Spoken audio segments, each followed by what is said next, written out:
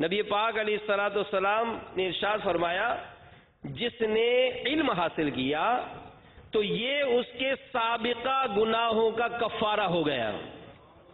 مفسر شہیر حکیم الامت مفتی احمد یار خان علیہ رحمت اللہ فرماتے ہیں کہ طالب علم سے صغیرہ گناہ معاف ہو جاتے ہیں، جیسے وضو، نماز وغیرہ عبادات سے۔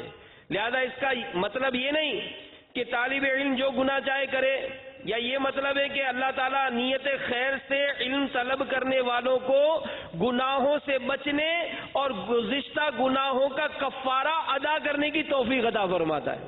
علم ہوگا جبھی تو گناہ سے بچیں گے۔ جھوٹ کا اتنا بڑا گناہ ہے، نہ بابا میں جھوٹ نہیں بولوں گا، بلکہ نعرہ لگاتے کہ جھوٹ کے خلاف جنگ، یہ نا اتنی بڑی تباہی ہے غیبت میں۔ استغفر اللہ، نہیں بابا غیبت نہیں کریں گے تو غیبت کروں گا نہ سنوں گا،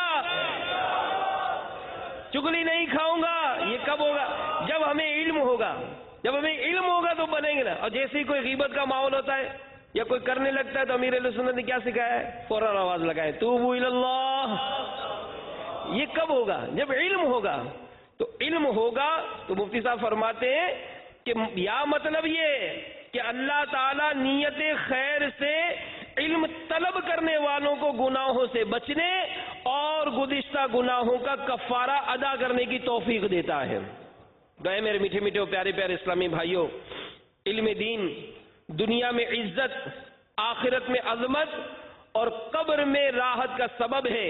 چنانچہ حضرت علامہ جلال الدین سیوطی شافعی علیہ رحمت اللہ القوی شرح الصدور میں نقل کرتے ہیں، حضرت سیدنا عبداللہ بن عباس رضی اللہ تعالی عنہما فرماتے ہیں کہ سرکار نامدار مدینے کے تاجدار صلی اللہ تعالی علیہ وآلہ وسلم کا فرمان عافیت نشان ہے، جب کسی عالم کا انتقال ہوتا ہے، جب کسی عالم کا انتقال ہوتا ہے، اللہ تعالیٰ اس کے علم کو اس کی قبر میں متشکل یعنی کوئی شکل عطا فرما دیتا ہے جو قیامت تک اسے سکون پہنچاتا ہے۔